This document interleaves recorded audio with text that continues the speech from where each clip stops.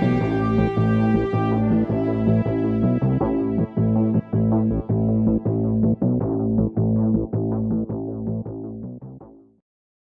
afternoon. It's Wednesday, the 1st of February 2017, just after 1 o'clock. Welcome to UK Column News. I'm your host, Brian Gerrish. With me in the studio, Mike Robinson. And we're delighted to say we'll be joined by live video Skype link by Alex Thomson of Eastern Approaches. Alex, of course, will be bringing us up to date with some of the more interesting movements in and around, what's it called? The European Union, I think. Yes. Where did January go? Where did January go? We don't know. Time is speeding up.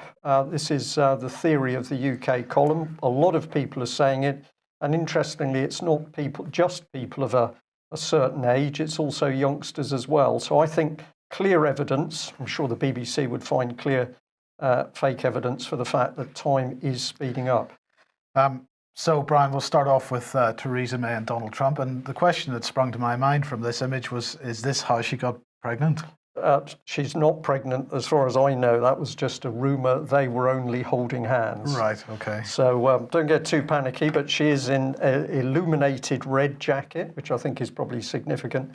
And of course, this was the first time that Jezebel had been able to lecture Mr. Trump, and it's been fascinating to watch this unfold. So we've got ignoring Donald Trump's travel ban could cost an entire generation of British Muslims. Apparently every Muslim in a particular generation in Britain was planning to travel to America. Right. Probably they were all going to go to Disneyland at the same time.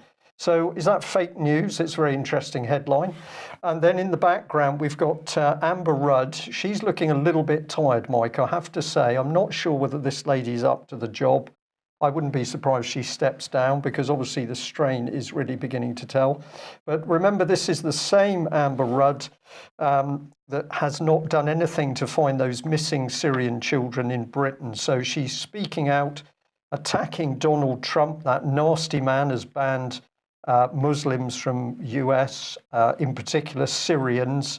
And this is going to be a propaganda opportunity for ISIS. That's quite a headline as well from The Guardian. So she strengthened Britain's criticism of Donald Trump's travel ban, branding it potential propaganda opportunity for the Islamic State. But she's been criticised by MPs for taking several days to air her concerns. She says, I think the important thing is for the government to state that we disagree with the ban, and we've said it's divisive. It's wrong. I'll continue to say that. But she doesn't say anything about those 324 missing Syrian children. And the other man who doesn't say anything about those missing children, but is happy to try and criticise Donald Trump, is our old friend, leader of the Lib Dems, Tim Farron. He says Rudd was right to point out how divisive and counterproductive the travel ban was, but it should not have taken tens of thousands of people protesting in the streets to force the government to find its backbone. I took the opportunity to speak to Tim Farron's office this morning. I wanted to say, how did he reconcile an attack on Mr. Trump over his ban on, amongst others, Syrians, when Mr. Fallon appears to have done nothing to locate and protect the Syrian children in Britain. I was faced with his press officer, who simply gave me his opinion until we got to the point where I asked him whether he was actually an agent for Mr. Farron, and I could therefore take his response as being an actual response from Mr. Farron. He then seemed to get rather blustery and confused, but continued to give me his opinion. Well, the opinion of Mr. Farron's press officer is that Mr. Farron did stand up for the Syrian children, but unfortunately there's no evidence to see what he has done to contact the police or the Home Secretary or the Prime Minister or any of the child protection charities to establish where over 300 Syrian children have gone, simply disappeared in Britain. And he said in an email, I think it was to you, Mike, that he was happy that quite a few of those children would have been trafficked, sexually abused. Well, to be accurate, he didn't use the word happy, but nonetheless, what was clear was a fairly dismissive attitude of this. So he wasn't happy, but he was dismissive. Yes. Okay, well, we're going to stay on his case. But the point we're really trying to make here is the hypocrisy of Theresa May and Amber Rudd here. They have had a child abuse whistleblower in solitary confinement for 10 months. That's torture under UN definition and also EU definition, I believe. But these same women are lecturing Donald Trump on who he can allow into the country. Alex, perhaps I could just say to you, I almost find it difficult sometimes to find adjectives to describe our politicians. Hypocrite is very polite. Should I be saying something else? I think hypocrite is a fair enough word, Brian, for those who accept the premise of the need to act integrally and without hypocrisy. Now, that particularly includes the churchgoers and the self-described committed Christians in Parliament. Tim Farron is definitely one. He's the only party leader that would be in that bracket, although, of course, our Prime Minister is a vicar's daughter. I don't think she's much of a churchgoer at the moment, so she perhaps doesn't hear a need not to act hypocritically. But no, the attitude you have, Brian, is fair enough. These people have pledged to defend the weakest in society, and they're simply not doing it. Thank you for that. Okay, let's move on. RT, Western MSM, complicit in fueling artificially ignited Syrian war. That's according to Bolivian filmmaker to RT. So that's the headline. This is Carla Ortiz, the director of The Voice of Syria documentary, and RT reporting that she recently returned from Syria, where she visited regions which suffered the worst from the conflict. What was Carla Ortiz saying? She was speaking to RT Spanish.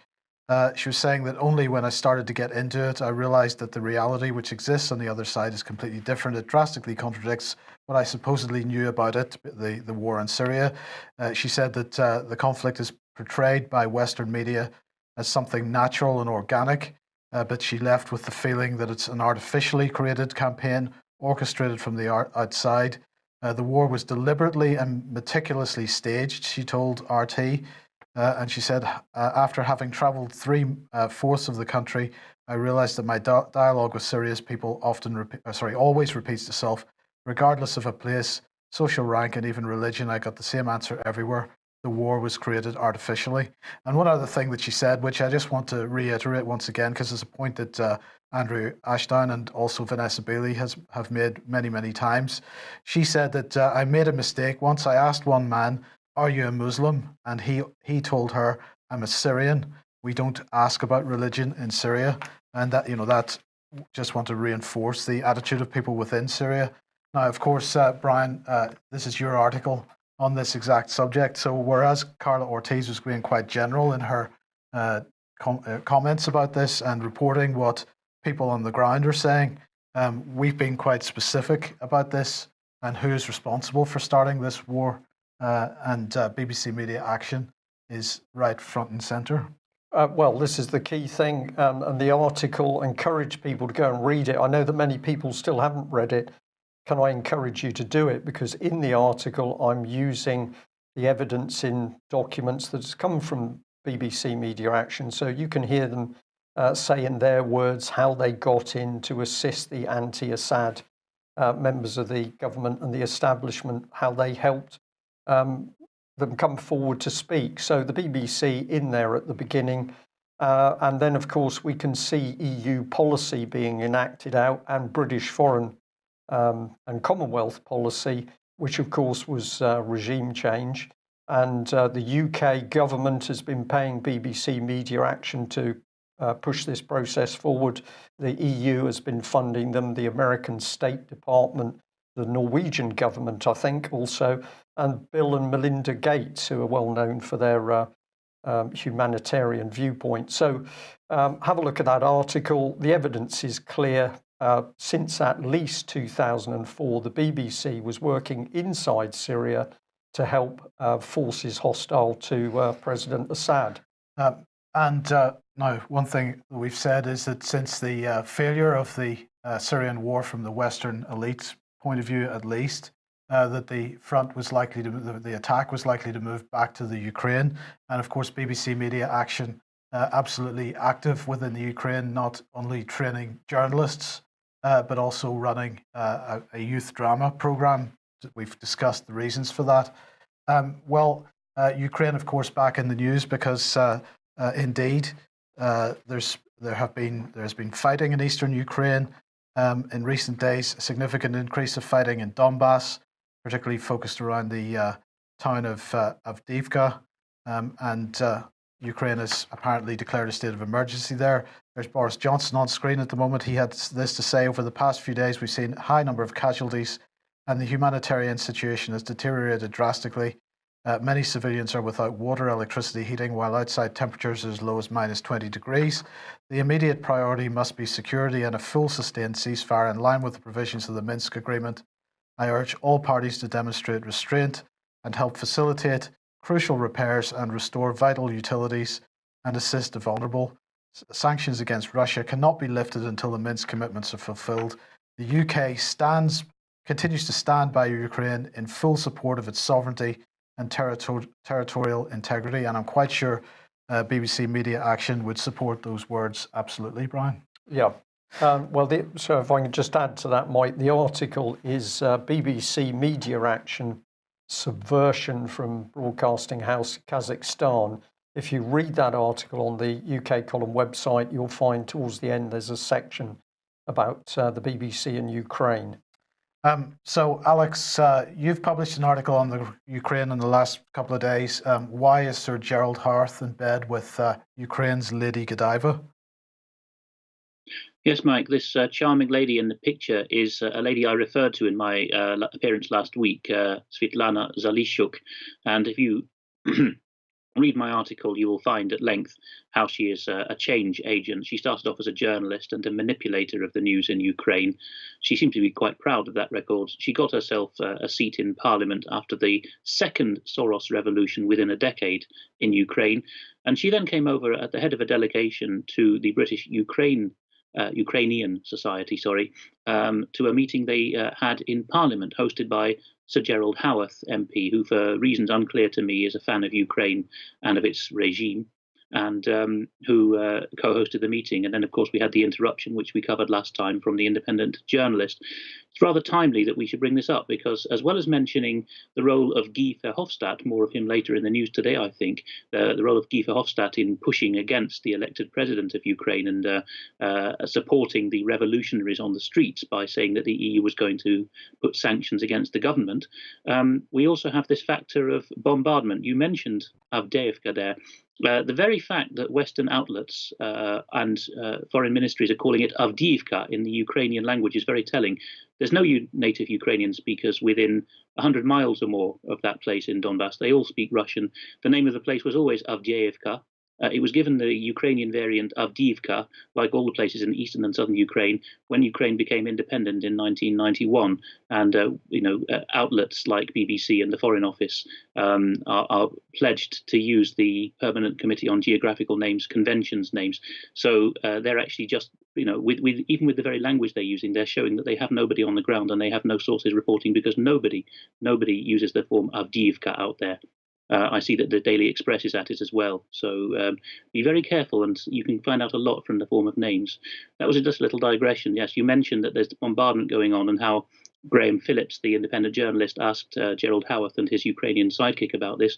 Well, here we have evidence of what this bombardment is doing. You've been hearing about how the bombardment has caused civilian casualties in freezing temperatures. Well, here's some of these civilian casualties. They're actually 207 miners who for some while were entombed underground because of the power cuts caused by the shelling. Let me just show this, just a few seconds of this video, and then we can talk about it, Alex. Сидели, ждали, пока дадут напряжение. Сообщили, что напряжения нет, все стволы обесточены. Была обесточена шахта «Засядька», под землей осталось 203 горняка и 4 человека остались в клети, которая в это время поднималась. На данный момент работают там подразделения горноспасателей, происходит эвакуация людей. Она немножко осложняется тем, что есть замерзание клети, и она не поднимается с той скоростью, которая должна подниматься. То есть это медленнее происходит. So you see there that, if you bombard a town or its power station, then not only are going to be people going to be left in the freezing cold, but miners, and that whole area is riddled with coal mines, are going to be stuck in their cages and stuck in their shafts. Thank God they all came up, but when they came up, there was no hot water to give them showers or hot drinks because there's no power. So that's what Britain is supporting at the moment, then? That's exactly what Sir Gerald Howarth is doing by embracing the Ukrainian regime so closely. I accept that this is, in the neutral sense, propaganda, what we showed, because it's from the Donetsk People's Republic. But then again, as I said, those are pictures on the ground and interviews with the emergency response teams who are men born in those towns. Whereas the stuff that the Express and the Foreign Office is putting out is from stringers in Kiev at the closest, and sometimes not even in Ukraine. A bit like the situation in Syria, where our MPs and journalists don't go to Syria and rely on, well, in one case, of course, a stream of information churned out of a bedsit in Coventry. Okay, brilliant. Thank you, Alex. Let's move on to domestic issues and police. And the Police and Crime Bill has received royal assent, so it is now the Policing and Crime Act. This is a key bill, according to the government, in the police reform agenda. And yesterday it got royal assent. The government marked this major milestone. And well, what did they say? Let's have a look and see what Amber Rudd had to say. She said that the Act is a major milestone in far-reaching police reforms over recent years. She said the measures in the Act give greater protections to the vulnerable, ensure the police have the necessary powers to keep our communities safe, and overhaul the police complaints and disciplinary systems to increase accountability and improve police integrity. So that all sounds very good. Our old friend Brandon Lewis, well, he had this to say. He said, police reform is working and crimes traditionally measured by the survey have fallen by a third since 2010 to a record low. He said, I'm delighted this act has now received royal assent, and in close cooperation with police and fire stakeholders, we will work hard to implement the Act's provisions to further improve the effectiveness and accountability of the emergency services. So what is in this, just as a reminder, because this is a spectacular change in the way that policing and other emergency services work. So aside from things like reforming pre-charge bail and so on, what they're talking about is to enabling chief officers to make the most efficient and effective use of their workforce by giving them the flexibility to confer a wider range of powers on police staff and volunteers, whilst for the first time specifying a core list of powers that may only be exercised by warranted police officers. Now, Alex, I'm going to go through a couple of these, but I want to just ask you about that one first, because from a constitutional point of view, there is no difference between the powers of the police and the powers of the individual, except that they clearly have some form of protection if they make a mistake, But what they're trying to do, it seems to me, is they're trying to put a statutory curtain around powers which otherwise, and effectively limit those to people with a warrant card, which were in fact unlimited in the past. That's exactly right, Mike. The French and others on the continent have the opposite system, of course. So if someone tries to bring injustice to book in France, the response will be, "Vous n'avez pas la loi." You don't have the law. But in the Commonwealth and in the common law jurisdictions, we are the law. It's a good 45 years ago now. My father tried to deal with a neighbour whose girl was misbehaving, and the neighbour wouldn't take care of it. So he lifted this girl up and plonked her back in her side of the garden as gently as he could, and the policeman was called. And the policeman, who was one of the younger ones then, so he may have served another 30 years after that, came out with the standard line of, "Mr. Thomson, we can't be taking the law into our own hands now, can we?" And of course, my father, like not very many of us, knew the right response, which is, "We've given you the law. If you fail to exercise it, we will take it back because it was ours to give." And you're quite right, Mike. In Victorian London, there was a case proving that we all had the same powers, because a citizen's arrest, we shouldn't use that term because the police are citizens and civilians, but a citizen's arrest was made of a suspected pickpocket, and the chap was taken to court by the pickpocket, or the alleged one, because he hadn't any proof that he had stolen anything. And the chap did not have the protections of an officer. Because a constable has a presumption when he gets to court that he was doing things decently and reasonably in the course of his duty, but the rest of us don't have that.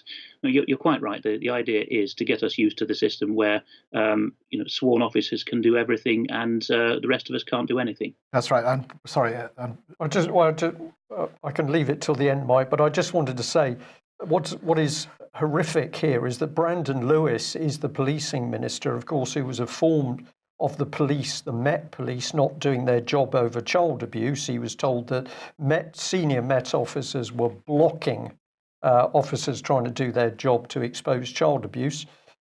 He was told that, he was given the evidence, which included UK Column's interview with the Met police officer blowing the whistle. And what came back from Brandon Lewis? Nothing. Total silence. He will not answer emails. And of course, he is now complicit in the cover-up of that child abuse in London. How can this man possibly then stand up and say that he's helping to improve policing by this bill? Well, we'll be polite and call him a hypocrite. Right, here's the next one. I'm going to ask you for your thoughts on this, Brian. Place a new duty on police, fire and rescue and emergency ambulance services to collaborate where it's in the interests of their efficiency and effectiveness, and enable police and crime commissioners to take on responsibility for the governance of fire and rescue services where a local case is made.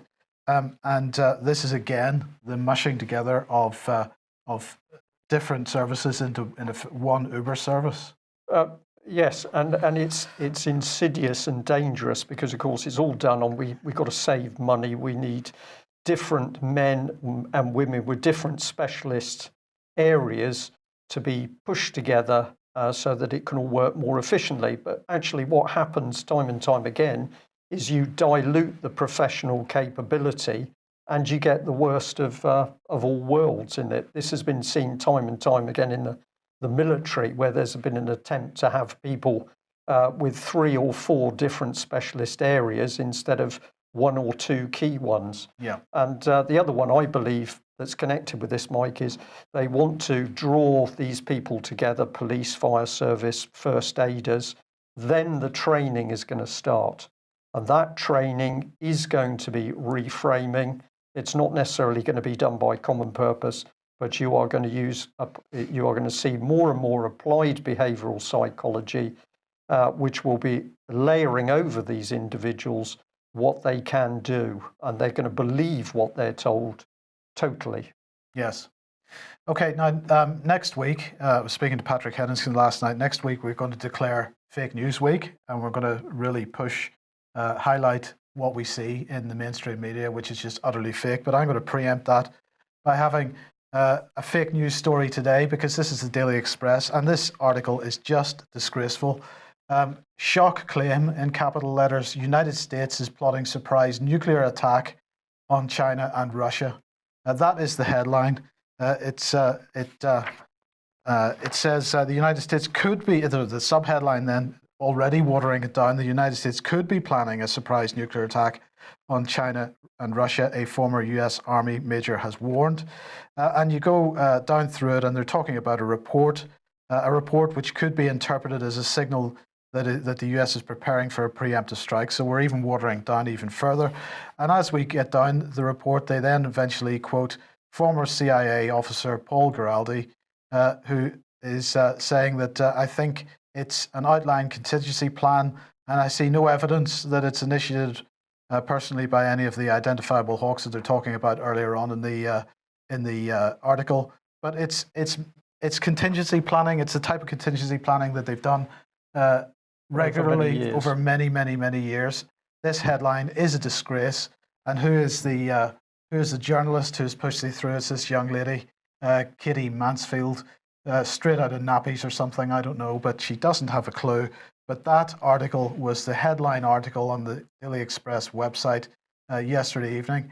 And Alex, again, hypocrisy is the word here, because for anybody, any mainstream journalist to criticize any other news outlet or pseudo news outlet on the internet for pushing fake news when they're pushing this kind of dross, it's just, I can't even find the words for it, frankly. We're struggling today, Mike, because it's so obvious. Yeah.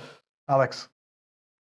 No, just to agree again, Mike, because I think there's a sense of being rumbled. I'm not sure about Katie Mansfield there. I mean, you can fire arrows at me afterwards for chauvinism, but I don't think a woman in her 20s is fit to report on any military matter. But that said, even if it had been a 50-year-old man, reporting this story, there would have been a sense of, we can get away with it. We're the mainstream press. But I think among the editors, there is a sort of annoying realization dawning that we're, eating their lunch, as it were, and jolly good that we are too, because what's being put out by mainstream media is not even fact-checked now. So there is a sense also that revenue is being eaten away because, of course, people get fewer views, less advertising revenue, fewer subscriptions are coming in. And so there is this aggressive angle, as you've pointed out that this week, both of you, Mike and Brian, that there is actually a perverse incentive now to produce fake news in the mainstream, because that's the only way, the shock and sensation value, that they can get the clicks and the views again. And the irony is, of course, that actually in the long term that turns more and more people off, and they end up actually in a downward spiral down the plug hole. Yeah, the news is not where it was a year ago. The Daily Express of 2 or 3 years ago was the first newspaper to come out and say that we needed to leave the European Union. The Daily Telegraph of that era had blogs. The Express has gone by the board. The Daily Telegraph media has become a joke. It's slashed its staff. The head of digital was actually at a conference just a couple of months ago, as reported by Guido Fawkes on order.com, saying that, here's a story about a royal baby, which is not newsworthy at all, but we put it up and it really increased our hits while it was on the front page. And of course, that video, as reported by Guido Fawkes, who's got Fleet Street sources, has done the rounds of his own team, who groaned and have since started tweeting at him and saying, you're useless. Why are you firing people? And there's no confidence within the media establishment anymore. The current generation of journalists, I think, are either voting with their feet or just becoming demoralised. So, Brian, then we need a reality check. We do. Let's bring in the BBC, because remember that the BBC is now checking what is true. It's rooting out fake news across the internet. So I went to their Twitter page today. This was the first one. It says POTUS, so we're talking US, has capped the number of refugees to be admitted this year. I wondered what the fake news was here, but when you click on this, it takes you through to the website. And then there's a key question, because the website says, the Reality Check website says, has the number of refugees in the US, and in particular those from Syria, risen in recent years? So what I couldn't find is where the report was that they were checking. And of course it doesn't exist, because actually what the BBC is doing is simply just working through the material itself. This is propaganda, because you were led to believe they were checking something. But ultimately, I just took the bottom section of the article. This is really what they do. They say, well, the UN figures say that Turkey has taken 2.9 million Syrians. It says that the EU is reporting that the EU has taken 844,000, of which Germany has taken the lion's share. And then, I think this is it, Mike. We've got the implication here that those nasty Americans have only taken 1,682 Syrians in 2015 and 12,500 since 2016. But if you refer the whole article back to that question, where was the report that the BBC is reality checking? Well, it isn't. What they're doing is just spinning the public brain into this mush of statistics, which doesn't prove anything. In fact, you start asking, as I have, what the question is. So this is the BBC blatantly playing with people's minds. And of course, at the moment I'm going to ask a question, we don't actually know what the Conservative government's behavioural insights team is doing, because it's a social enterprise company. Yeah. It's a social enterprise company now. It was civil service. Now it's a company. Is it working with the BBC to change the way we think and believe? I'm not suggesting that's true. I'm putting it forward as a possibility. Yeah, but it would be subject to commercial contract. So even though the BBC is subject to freedom of information, that would not be. No. Well, you wouldn't want that. Tony Blair started it, of course, and he's very unhappy he did start freedom of information. Yes. Well, another little news-related story here from Reuters that David Cameron tried to have Paul Dacre of the Daily Mail sacked. This is over their Daily Mail's coverage of the European Union referendum, apparently. Reuters saying Cameron, who led the campaign for Britain to stay in the EU, met the owner of the Daily Mail tabloid, the country's second biggest selling newspaper, with the largest online audience, to urge him to either rein in or sack its editor, Paul Dacre. And so there you go. Lord Rothermere, who owns the Daily Mail, told them where to go, but then they wouldn't. He would not comment on this specific story to Reuters or and so on. But and we should say here pretty forcefully that it took the courage of Paul Dacre to produce that 11-page exposure of Common Purpose a couple of years ago.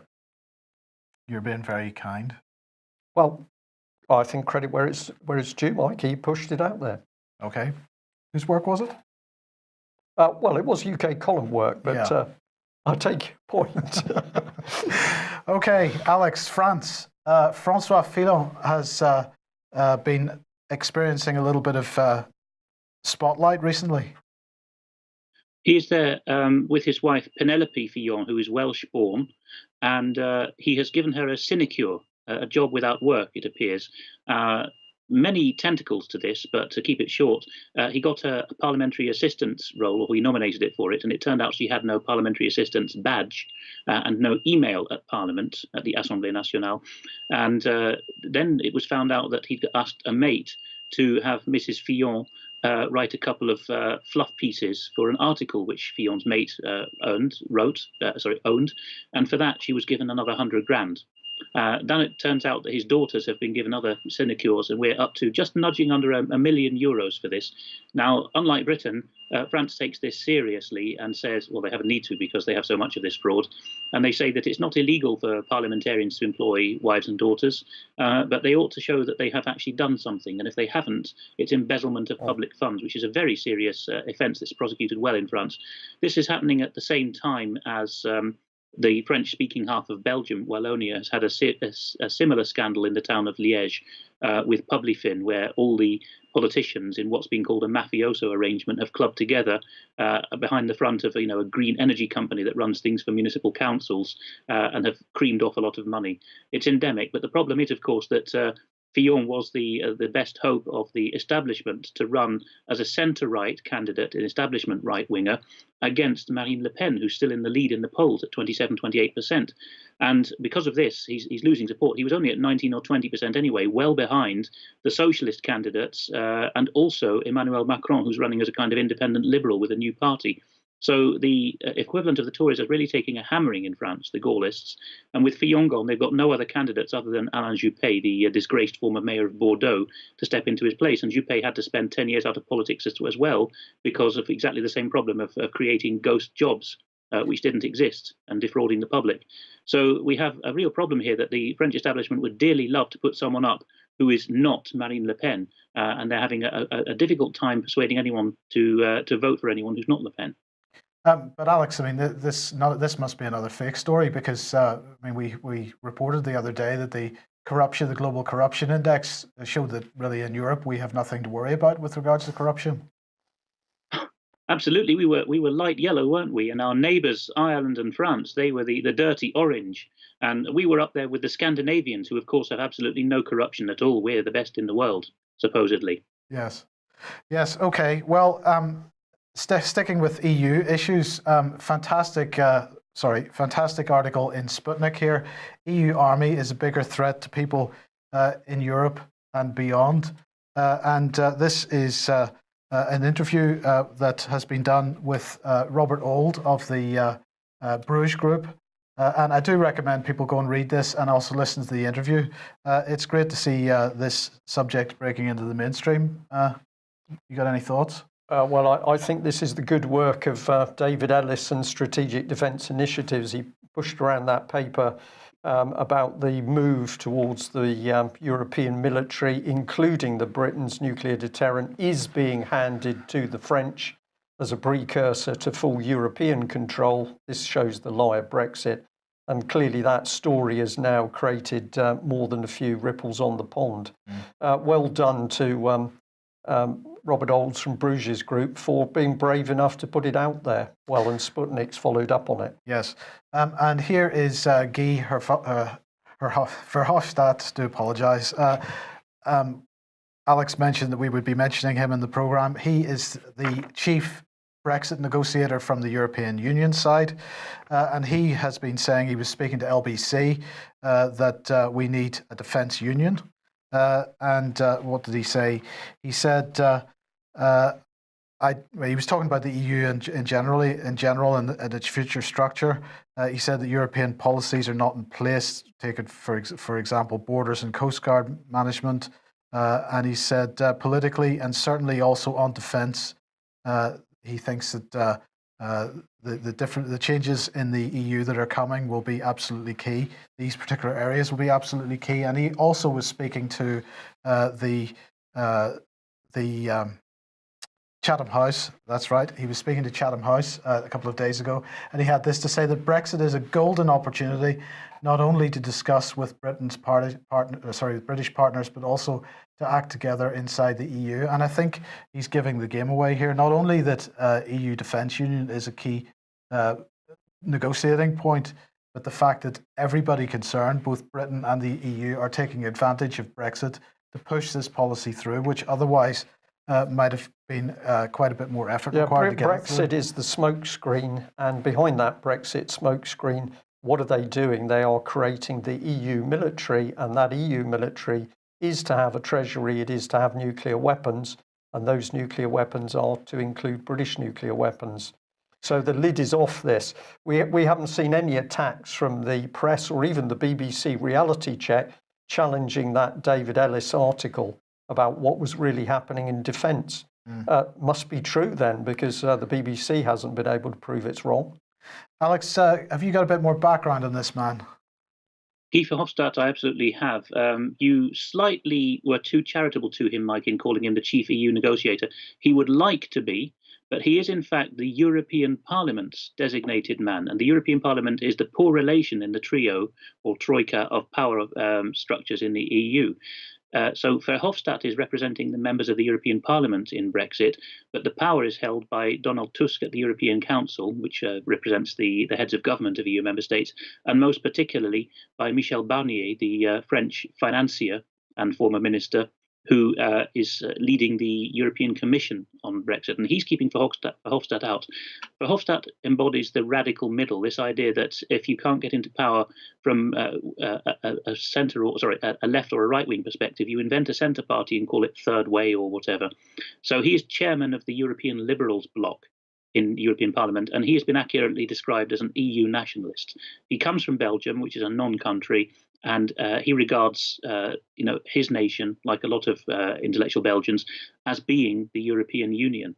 So you can find all kinds of toothless rants from him in Parliament, where he's talking about the awful Her Majesty's government, and if they want to save money, they can send more money to Brussels. This is the kind of man he is. In the Ukraine article I wrote, you will see a link to him doing a Hitler act in Kiev during the Soros revolution of 2 years ago, in which he says, "We will impose sanctions upon this nasty regime," in other words, the elected government of Ukraine. So he's a very nasty man and very anti-British. And you can see his game is exactly as you've described. All his job titles are in my last article. While we're on him, here is a book I mentioned a while ago by Dirk-Jan Epping, who was high up in the European Commission more than a decade ago, The Life of a European Mandarin. And here I see a description of Verhofstadt's first unsuccessful attempt to become head of the European Commission. And it says here that he tried to butter everyone up. But he said Verhofstadt failed to take account of the fact that the appointment of a president is seldom put to a vote. In other words, he didn't achieve consensus between the French and the Germans. He says there is either consensus in favour of a candidate or not. This is 2004. In Verhofstadt's case, there was no such consensus. Yet even when this was clear to everyone else, Verhofstadt still refused to give up his ambitions. He held the leaders of Europe hostage until deep into the night, putting forward argument after argument in his own favour. It was only after the French president had personally explained to him that his cause was irretrievably lost that Verhofstadt finally agreed to throw in the towel. The other national leaders departed for home, but a disappointed Verhofstadt, and I think that's an under-translation of a Dutch original word, it probably means crestfallen, Verhofstadt remained behind in the conference room for a further 30 minutes on his own. That's how much the man believed in his own destiny to lead the European Union. He couldn't believe it that he'd not been elected or appointed European Commission President in 2004. And now he's trying again on behalf of the Liberals. So, this is not a static situation. The rump EU, the 27 members, will not be the EU as it currently was minus Britain. They will be a lot more openly federalist. I do see that a defence union as a concept is spreading, and that John Redwood has written in his diary just today, I believe, that Donald Tusk's letter to the 27 remaining members of the European Union sets out, says Redwood, exactly what many of us expected to be the EU's next move: more progress towards a full political and defence union. Now, could it be that Mr. Redwood is mentioning this phrase because of David Ellis's articles on lobbying? Well, in fact, Redwood's being somewhat disingenuous there, because Jean-Claude Juncker, made it clear over a year ago when 18 months ago when David Cameron was doing his grand tour of Europe in the run-up to the deal that he was presenting for the referendum. Juncker made it clear on several occasions that defence union would be a condition of the renegotiated relationship between Britain and the European Union. So therefore, if Redwood is saying at this point that it's becoming clear, he has known about this. He must have known about this for at least 2 years. Yeah? Exactly right. Yes. Yeah. Yep. Okay. And Alex, let's look at this one then. This is from EU Observer. The headline is Secret EU Lawmaking Takes Over Brussels. Here what we have is a description of the percentage of laws passed by the European Union's institutions which don't actually reach the public before they become law. The European Union is not only an international body, but we can never stress this often enough, it is also a supranational body, which makes it one of a kind. Countries can be member states of all kinds of international organizations, but their laws do not automatically become law in those member countries. The same is not true of the EU, because they have explicitly subordinated themselves to a government above, anterior and superior to their own government by treaty. And you can see how this process is done now in this article by Nicolai Nielsen in the EU Observer, which describes for the uninitiated about the trilogue procedure, where the Commission, the Council and the Parliament, those three again, never forget the EU consists of those three with the Commission in the lead. They get together. The Commission has the sole right of drafting a bill. The European Parliament does not write laws. No MEP can submit a bill. That's pretty unique in the world. I think perhaps North Korea and Cuba are the same. But all they can do is fiddle and moan about things that have come from the bureaucrats and the commissioners in the European Commission and from the heads of government of the member states. And here it's describing how the trend in recent years has been that up to 100% in some years of bills have not gone to a full second reading, because in the trilogue procedure, a select number of MEPs and a few chummy commissioners chairing the meeting and a few representatives of the member states of the EU at government level have got together and said, well, if we pull that section out, will it be acceptable to you? Yes, it's got traction now, has it? Okay. Then it goes. And all that happens then is that MEPs press a button from a sheet that they've been directed to, hundreds at a time. Yes, no, yes, yes, no, down the list. And that's the extent of democracy in the EU. Okay, thank you for that. Brian. Well, let's bring this one up on screen, and I'm going to say thank you very much to the person who sent it through to me this morning, Lord Blencathra, to ask Her Majesty's Government, in the light of the release of Central Intelligence Agency documents concerning US proposals to offer grants to British citizens on the Falkland Islands to relocate to the UK, what discussions they plan to have with the government of the US concerning British sovereignty over the Falkland Islands. That's Hansard's source, 30th of January 2017. Now, I have not had time to get into this in any detail, so I'm giving this raw, but obviously the thing is real. Your famous lady, Baroness Ainley, responded, Mike, we have no doubt about the sovereignty over the Falkland Islands and surrounding maritime areas, nor about the principle and the right of the Falkland Islanders to self-determination as enshrined in the UN Charter in Article 1 of the 2 UN Covenants on Human Rights. It's up to the Falkland Islanders to decide their own future. We will continue to make that clear to the US. Well, I think this is a sidestepping of the question, because I think a huge number of questions need to be asked. And I'm just going to ask Alex for his very brief opinion on this. But a few days ago, we highlighted this. This was a memorandum where the director of Central Intelligence Agency and the director of the Foreign Broadcast Information Service were praising the BBC for their work, BBC Monitoring, in helping the CIA. This was the, sorry for the overlay there, but this is the main piece here, is appreciation for the work of BBC Monitoring. So we've got the BBC has been working hand in glove with the CIA for many years. And here we see the CIA, never mind trying to remove President Assad, here they are seemingly trying to undermine Britain's claim over the Falklands. This is dangerous stuff, Alex. It certainly is, Brian. FIBIS, as we call it for those inside, as it were, is the American equivalent of BBC Monitoring, and it puts its gists of news reports from other countries, translated, into a common pool or database together with BBC Monitoring. So there's a transatlantic shared database, exactly like GCHQ and NSA signals intelligence reports, except that with the news relationship, BBC Monitoring is in the lead. And in fact, the American equivalent, the FBIS, as it was, actually trails. It doesn't have as many good stories put out as BBC Monitoring does. That was in the past. Both of them have changed now. In fact, that the FBIS has been called the Open Source Center for a long time. But you're quite right. It's an integral part of the CIA. So it didn't even have the same pretense that BBC Monitoring always used to have, that it was at arm's length from the security services. It was the intelligence service. So FIBIS is, pulling these reports out of other countries, particularly where there's an interest in forming a coup, for example, and sending them off to the US and UK jointly. They then go back into the pool of government policy making, put alongside intelligence reports and intelligence plans and strategies, and then the message is tweaked, you see, so that you've got a loop going on. So in the end, you have tweaked it to the extent where the target country, the victim country, is reporting the perceptions that you wish them to report before you take your action.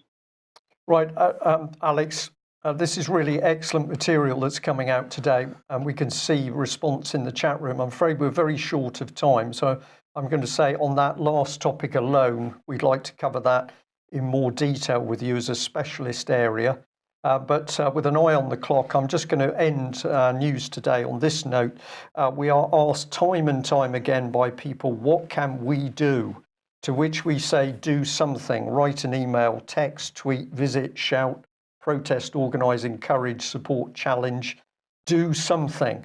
And here's why you need to do that, because I can tell you today that as a result of your support and the public pressure, Melanie Shaw is now in remand accommodation. So she's been pulled out of solitary confinement. She has received at least one letter from Amber Rudd, the Home Secretary. She's now getting positive attention from the prison governor, Carl Davies. She's been able to sack her legal team and appoint a new team already known to her. She's been contacted by other prisoners who've suffered from child abuse and they want to talk to her. And she's got some real hope. This has only happened because of what you have done. Now, I'm going to be really ruthless here and say, if you're watching this report and you personally have not done anything to help Melanie Shaw, then of course you're not doing the right thing. The important thing is that if we're going to bring this very evil regime which is installing itself down, we need many people to act, and action conquers fear. We'll carry a more detailed report about Melanie tomorrow, but I just wanted to end on that very positive note. David, Alex, thank you very much for joining us. We'll end there. We will be back same time tomorrow. Bye-bye. Bye-bye.